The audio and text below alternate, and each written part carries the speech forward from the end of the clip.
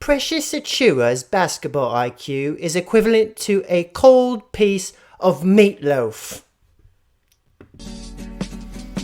Welcome back, everybody, to the Sports Ethos Toronto Raptors podcast. I am your host, as you know, Mr. LHOOPOL, Hoopo, along with, as you know already, Mr. A-Rod. And we're bringing this live and in charge. Your two favorite hosts. We're back, episode 2. What's going on, A-Rod? What's up, man? How are you, buddy? We're back, and it's quick.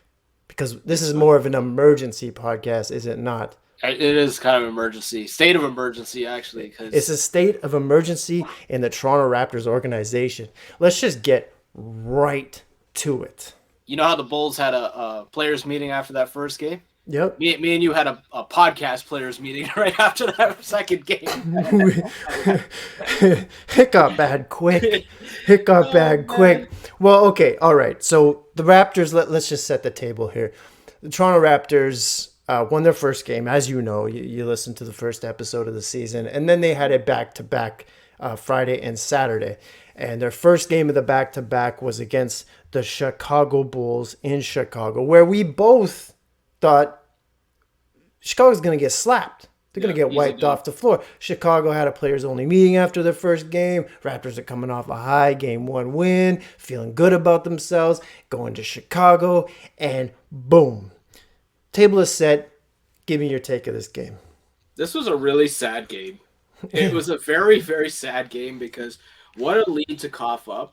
I mean, it's almost like deja vu because you remember that play-in game last year. Same sort of deal, right? It felt exactly like the playoffs last year. It had that kind of vibe to it. And also, what was even crazier to me is like, I saw the NBA came out today with a whole, there should have been a few calls on Chicago. The I saw that. shouldn't have got the ball, or the Raptors should have had the ball back. Mm-hmm, DeRozan traveled. mm-hmm. Pascal didn't really push off. It was incidental contact and all this stuff. So people are naturally going to be like, see, the refs screwed us and, talk a whole bunch of shit about this. But the reality is you don't base the whole game on 2 calls.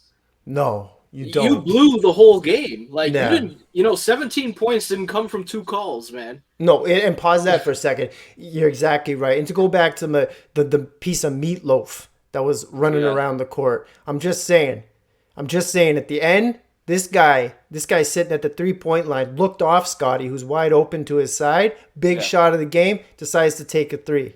What are you doing, Precious? What are you doing? You're not only not going to get your extension. Come on, bud. What are you doing? Like, I lost my mind at that point. I almost cut off Bell 5. I was going to go outside and find the 5 outside, get some clippers and cut it. Like, I'm done with you. Like, anyways, continue. Sorry for we're almost done with the team after 2 games, Like, I'm not done. It's just, it's hard to watch. Because you know what? There's glaring pieces. Let's stay in the Chicago right here. Let's just stay in Chicago. Okay, continue if you have any other notes, but I can jump in maybe with a little positivity after your. So you your remember take. the last pod we were talking about Chicago's offense. You asked me for a little prediction. Yep. I said the 104-89. And you were on that. I was getting there, right? I was getting there. At least it was like on its way and in the realm of possibilities, right? Yep. But if you look at Chicago, right? These guys were in the bottom 3 of assists per game as a team last year. They have essentially the same team without Lonzo as a point guard. And these guys were just sputtering the whole game. Raptors had it, looked very, very comfortable, minus a couple of runs. Like, I think there was like a long run at the end of the second quarter for them to get back into it. And then the Raptors kind of took over again. And zero Zach LaVine. Yeah. Zero Zach LaVine. Yeah. Yep. So, it's going our way. And these guys just go out and blow it to a team that should not even be scoring like this. This is like, I don't know, man. And you got bullied. And you got bullied by a little man in a headband. Like, no disrespect to our man Caruso over here, but 13 points and 13 rebounds, and he outmuscled everybody. Yeah. Everybody. That play at the end of the game with Pascal, where I'm gonna leave. My little thing on Pascal, I want to hold back right now. I'm gonna say it at the end in the second game of this back-to-back, so I'm not gonna say anything about Pascal yet. Yeah, I got a lot to say about Pascal, but Caruso outmuscled the Raptors. Pat Bev said we had no dogs, and I kind of believe him. Well, yeah, we didn't have dogs in that game. We didn't even have cats, man. Yeah. I don't know what kind of animal you want to insert in there, man. It's kind of like we had fish, man. It was. It's, you know what it is. It's those. It's somebody. It's like it's so soft. It was like, you know when you see somebody in the park walking a cat with a leash. That's soft. Yeah, it had that kind of feeling to it, man. Okay, positivity. Scotty Barnes blatantly, you have to be blind not to see it. He's the best player on the Toronto Raptors right now. Bar none. I don't care what anybody else says. The guy touches the ball. He makes plays. I don't care if he turns the ball over. He makes a fuck up here and there. He's trying to make things happen. He had a triple-double that game, 22, 10, and 10. I believe a couple of blocks. He looked good. And you know what? He's going for it. He's locked in, you know? Yeah. What else? We had Dennis Schroeder with 10 I think he had 10 points, 10 assists. You see his shooting percentages, man? Yeah. I mean, hey, man. This guy's basically proactive right now, man. He's got craters for shooting percentages. I know. But he's letting them fly, and like, for sure. Don't get me wrong, I don't dislike Dennis Schroeder, right? But I just knew this was bound to happen with these shooting percentages, right? The Chicago game and the Philly game. Because he's not that guy, man. Like, people were hating on Fred, and I knew this was going to happen as soon as Fred left. Yeah. You know, this was, man, it's killing me. It's killing me. Pirtle was slow this game again. I believe, if I'm right, he was in some foul trouble most of this game. But it collapsed at the end. And you know, you talk about, this is for your star. I think it was Alvin or whoever was calling the game was like, well, this is the time you got to put the ball in Pascal's hands. He's got to make something happen. I'm like, no. Put it in Scotty's hands. I'm sorry. I'm tired of this narrative that's out there that this guy is the best player on the basketball team. He's not. Listen, I'm going to get right into it before the 76ers game. I'm going to say this. Masai and Bobby need to ship this guy out of Toronto faster than El Chapo would ship a kilo in one of those tunnels from Juarez to El Paso. It needs to be quicker than a kilo in a Chapo tunnel. I'm just saying, it's time to go. You know why? You know why it needs to happen? Because you could just see it on the court. The guy's sulking now.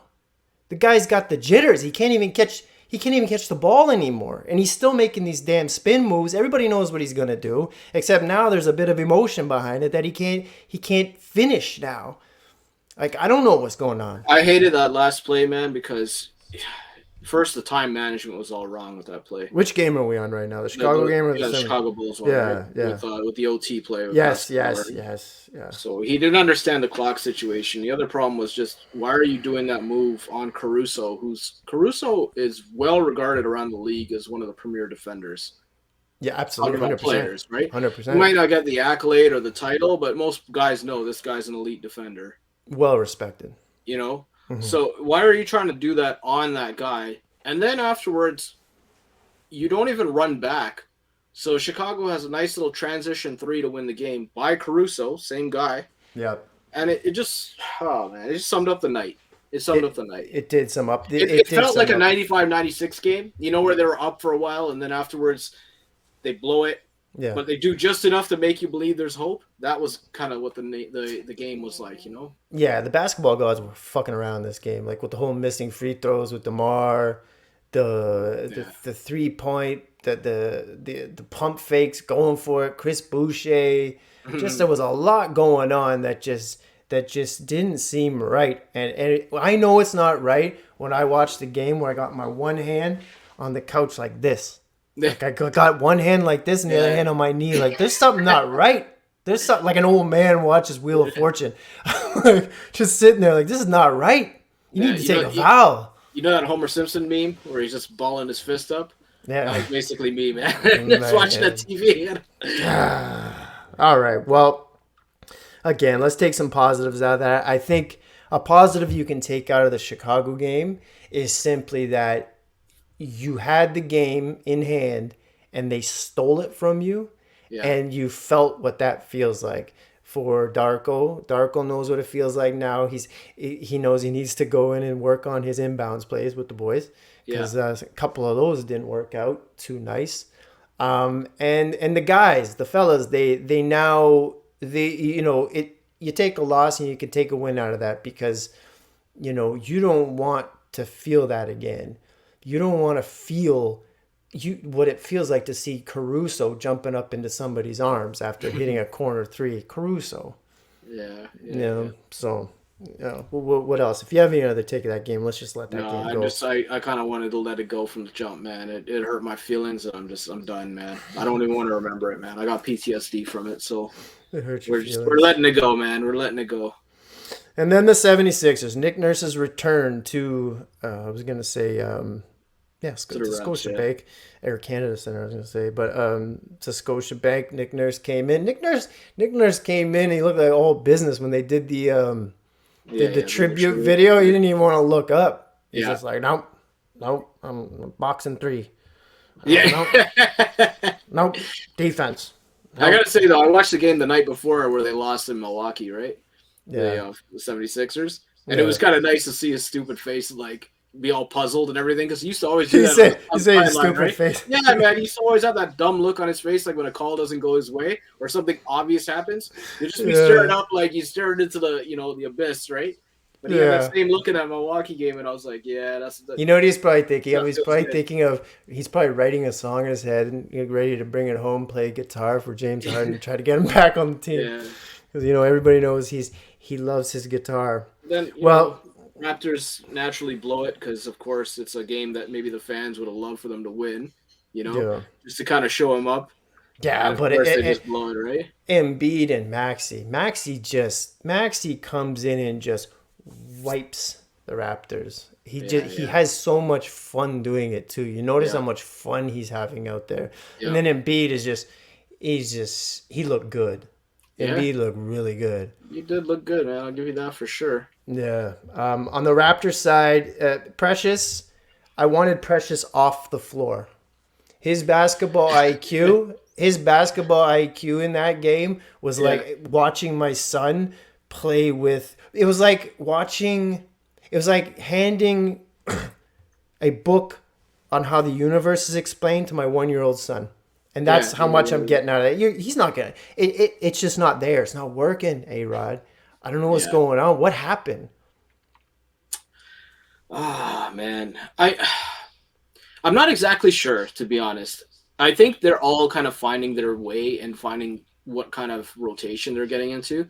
Like, if you look at Boucher's career, right? Not to go off topic, but if you look at Boucher's career, right? He was getting minutes consistently for a while under Nick Nurse, right? And then he kind of went away from it, right? Didn't really get anything. Yeah. And then now it's just like he's been around the Raptors for a while where he knows the system. I'm sure he practices very hard. Like, he's made a market improvement over the course of his career. Yeah. And now it's like he can't even get past the 10 or 11 man spot. He's barely getting any minutes. If somebody's got to be hurt. Yeah. And he's trying to figure it out, right? Same as I feel like with Precious, he's kind of trying to figure out what his role is on the team. Because for a while last year, Nick Nurse had him just shooting that corner three, right? Who? Precious. Oh yeah. So all these guys, I feel like they're just trying to get into the groove of it and just figure out what I gotta relax. Impress the coach, right? I gotta relax. You gotta tell me sometimes, Ben. No. Ben, you gotta relax. Let's give it 10 games. Let's give it 10 games and then we'll unload everything. I know, right? I gotta take a step back. But you're right.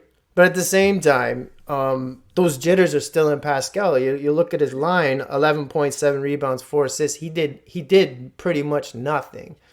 Now, is this a case of he sees, because you see Scotty, I'm just saying, is it a transfer of power going on right now? Is there an ego that is just unwilling to let go of whatever he thought he had instead of just, embracing this chance to change up the game a bit, change up the system, change up his part on this team? I don't know. Like, what did you see? Do you think it's just in his head, or do you honestly think it's just a case of, okay, well, what are the rotations? But if you're supposed to be the best guy on the team, the most talented guy on the team, then you're the one that's supposed to be leading the charge. You're the one that's supposed to be laying out how this is all going to work here. Come behind me, jump on my back, let's make this work. And the only guy I see doing that is Scotty. Jump on my back, let's go. And this is the young guy. Yeah. but got that kind of energy anyways to begin with. With Pascal, I think the reality is we don't know what's going on through these guys' heads on a day-to-day life. And if you remember throughout the summer, there's all these rumors about him like getting traded, possibly going to Atlanta. And then he was given the real vague answers about whether or not he wanted to be here, or like whether he's going to sign. Like, there's just a lot of stuff going on behind the scenes with him. I don't know what's going on in his head. It's clear to me, though, watching him, that he's not right in the right headspace to want to contribute to the Raptors, right? So maybe until whatever gets cleared up behind the scenes, he'll just be like that. Maybe he'll be off and on. I don't know, because you don't know what basketball means to guys too. And we're not trying to say you know what? Pause that. We're not trying to say that. That is incredible what you just said. Say that again. You don't know what basketball means to guys. Man. Like the thing is, what I'm trying to say is with him specifically, you aren't trying to say he's not trying, but what you got to look at too is like, I'm not saying that either. I'm not saying that. I'm just putting it out there because I don't want to pretend to know what's going on with him, right? Yeah. But what I'm saying is that you got to recognize that basketball sometimes is a really big escape for these guys with whatever's going on in their day-to-day life. So maybe he has stuff going on that we don't know about, and maybe basketball helps him get away from it.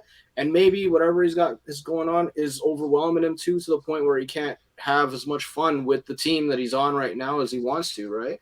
Two points to that. I don't know, man. You're absolutely right. Anytime growing up when I was a little younger, having, girl issues, what have you, just stuff going on in my life, I would go to the court by myself at night, whatever, shoot, get the ball up and just shoot. And it would clear my head. And you're right, basketball is a getaway for a lot of people. It's therapy. It's a moment of just reflection. It's a moment to just get away from everything. Like I just finished watching the Beckham documentary. I don't like soccer, football.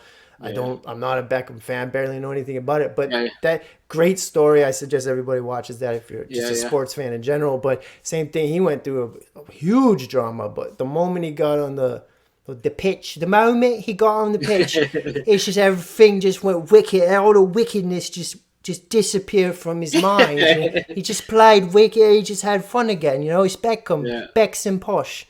But keep going. I think that was a great point. What you just said right there is we don't know as fans. We don't know as some podcasters. We don't know as just people in general what basketball means to them. And they are all human beings. They go home, and fans think we have this right to sit here and just act crazy to them, but they're all human beings. So as sometimes they need to be checked for their ego, we need to be checked for our mouths.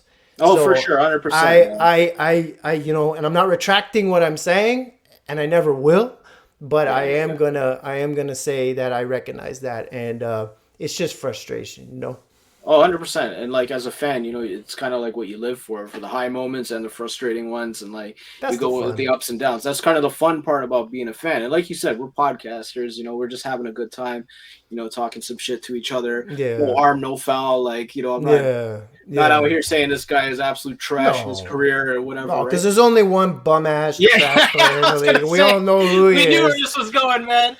We know Ben Simmons. Well, Ben just had a decent game the other day. He almost had a triple-double. I think he had 10 and 9, and he shot, I think, 5 of 7. That's just, anyways, bum-ass Ben Simmons. Shot 5 of 7. Meanwhile, it's dunks and layups. Dunks, layups, and... That shot word should be in quotations, man. You shoot like this. Yeah. It's so weird, man. 20 years of your life, and you shoot sidewinders, man. That's crazy to me. I think there's another note, a little side note, with the Sixers game is... one guy I'm happy for, actually, is Kelly Oubre Jr. has found another nice list guy, the journeyman, going spot to spot and just keeps getting buckets, doesn't he? Yeah. You know what else I like on that team, man? DeAnthony Melton. Like this guy, man, he's real handsy, like, isn't he? Yeah. He does everything. Everything, man. And he plays good defense, shoots threes well. Like, he's just a good piece of the whole puzzle, man. You know who, and I 100% agree with you. He's a nice little piece, and if Harden disappears and doesn't come back, I think Melton's going to be a huge piece to any success they're going to have. Oh, for sure. Speaking of success, Grady Dick with OG out. Didn't I call it? Didn't I say after the first game that OG looked out of shape to me? Yeah. Well, now he has cramps. Yeah. Hey. I'm just, I don't know, man. So he sits out. I hate you to pause on that one. Cramps. Take some Tums, OG. But in his replace, some of those minutes, it was a brilliant, nice little move by Darko. I thought was giving Grady some run.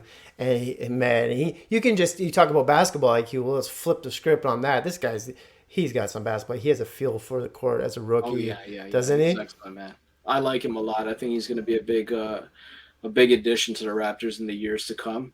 Beautiful shooting stroke. It's just nice to watch somebody develop from scratch. Yeah. And like first year, you're going to see him not really get a lot of minutes, I assume, unless there's some injuries and maybe the Raptors season goes downhill. We don't know. Yeah. But it'll be nice to see him get some run in here and there, hopefully make a few shots, get a little bit more confident, play some better defense, just kind of develop everything. And it's always nice to see that jump from year 1 to year 2 because then they start adding to the toolbox, right?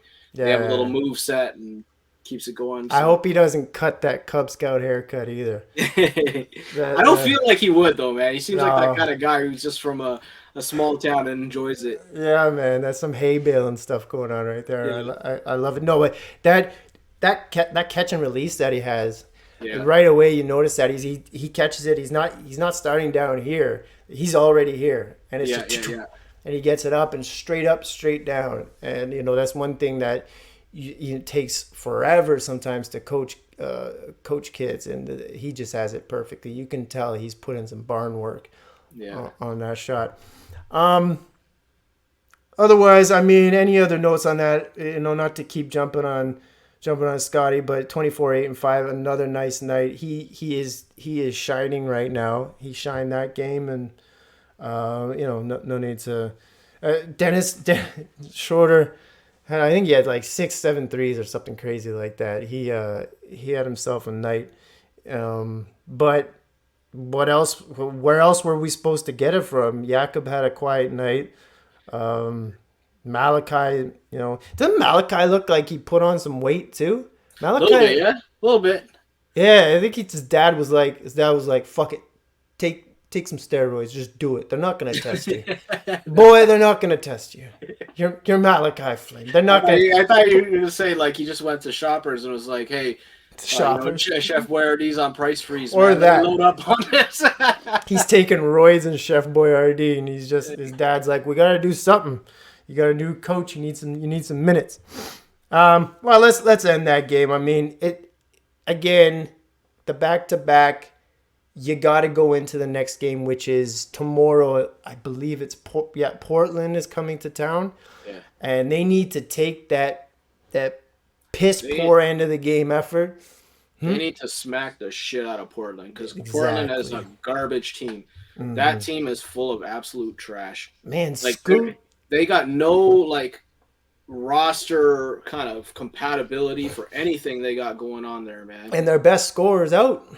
Simmons, exactly. Anthony Simmons is out with I believe it's a hand surgery or something like that. It's gone for a few weeks, man. So they got Shaden Sharp, Scoot. Mm-hmm. They got Jeremy Grant. I just got my big ass contract. Now I'm gonna chill Grant. That should be his name. I got him on my fantasy team. Yeah. Then they got Malcolm Brogdon, who I do like. Very impressive. But the thing is, why would Malcolm Brogdon want to be there? I don't know. Yeah. Just coming off the bench on Portland, that's crazy to me.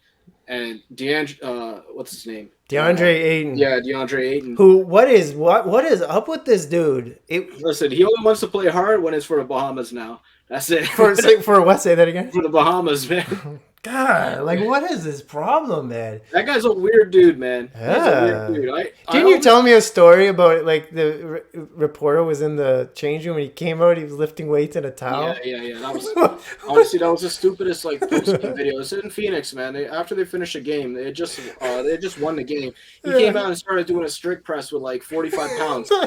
And he was in his towel and slippers, slides. He was wearing slides and a towel. like no shirt on. This guy's, you know, doing a little strict press of 45 pounds, and I'm like, bro, what are you doing, man? What Like, is he saying? Stay. What is it? He said something yeah, stupid it was too. like work never stops. What do you? Of course it can stop. It can stop when it looks stupid. Like, just bro, go in and like put on some clothes, man. Like, If he keeps this up, he's gonna like, start finding himself in that Ben Simmons bucket of just some bullshit bum ass moves. Like, come on, man, what are you doing? In your towel and shoulder presses before you come in. I That's honestly, crazy. when I first did the first 3 reps, I was like, I was scratching my head, and I'm like, what is going on, right? And then after, it slowly started to make sense because I'm like, yo, this might be an Old Spice commercial. I just gotta wait for the end of it. Yeah, right? What are you doing? Oh yeah, so they have Ayton, and then they picked up Robbie Williams the third. Yeah, Time Lord, baby. I like the Time Lord. I like him too. Yeah, that's the type of dude. That's a dog. Pat Bev talks about dogs. Every team needs that Tony Allen, that Zach Randolph. He's one of those guys too. So I just hope his knees take care. But to go back to your point, you're right. Raptors need to kick the absolute shit out of these boys when they come in tomorrow. 100%, man. They need to, just to show themselves that they're serious about the season, man. You can't be letting these guys hang around for 2 quarters or whatever, because they're not on your level, man. No. Maybe like 75 games into the season, Portland will like kind of find out who they like and who they want to keep around and who's going to be want to play. But like, no, man, just crush these guys as soon as they come in, man. Don't waste time, because all the good teams, they don't mess around with these kind of teams like that. They do what they're supposed to do, you know? Well, let's end it at that with the Raptors. Is there anything around the NBA that you saw? I know for me, for instance, Luka, Magic. That was wild. Man. That Brooklyn game, man. This guy hit 4 threes in the last 2 minutes and just a one-handed fall into the side. He is a beautiful basketball player. Like, yeah, you know, that's kind of a fluke shot, but hey, man, when you're on fire, you're on fire. That was some NBA Jam shit, man. And there really was. That was wild. You know what's crazy too? People were talking shit before the start of the season. They're like, "Oh, Luka and his calf, Luka and this and that." So he's probably hurt too. So he is just so good. He he's came so in special. Like the best shape I've seen him, and also he played that whole like FIBA basket in the summer. Well, that's why. I mean, this guy was unreal in that tournament too. Like, you know, he's. I would probably say he's the best player in the league right now. You could argue. Yeah. You can make a fair argument for a couple guys here and there, but I would say. Today I watched a bit of the Nuggets OKC game. And Jokic got Chet down in the post. And all he did was he just moved his elbow and knocked Chet down. Just like, poor Chet. Like, Chet, I said it, he had 7 blocks the game before this. He's nice, man. But you know who's even nicer than Chet? Who? Give him up to 2 years, Wemby. That double block on Jabari the other night, I almost turned off my TV because I'm like, this league is done now. Spurs are going to win 100%. Oh, my God. They are exciting, 5 man. years or whatever. That double block was man, and that lob that was thrown that Sohan was supposed to catch, but Wemby took it from him in the air and just man, yeah. And the way this guy was backpedaling, spun around, then made the recovery, then blocked Jabari, then fell out of bounds, came back, blocked him again. What? It's because he covers so much space with his legs, and here's a fact. I don't know a lot of people know this. So to go back to on draft day when they're like, "Oh, you gotta gain some weight, you gotta get stronger." He looks at the camera and he goes, "No, I don't. Yeah. No, I don't." This guy is probably the most flexible dude in the entire league. Have you seen that? Yeah. The Gumby videos. Yeah. It's crazy. I thought that was some AI fake stuff. But no, this is deep fake stuff. No. This guy is like 7 foot 1,000, and he's not only touching his toes, he could be one of those Houdini guys that puts himself in one of those boxes, and it comes out with doves flying out, just these spurred doves just come on. Popovich is in a magician uniform with a wand, and he's like, "Kajish!" And then Wemby comes out. I thought you were gonna say Papa's up on a roof clapping, like Training Day, man, with the pigeons. man, yeah, right? Like Tyson. Yeah. Man. Well, let's go back. So I thought of this today that every game we're gonna call the score, but we're gonna go back and forth. So far you're 0-1, but you were close.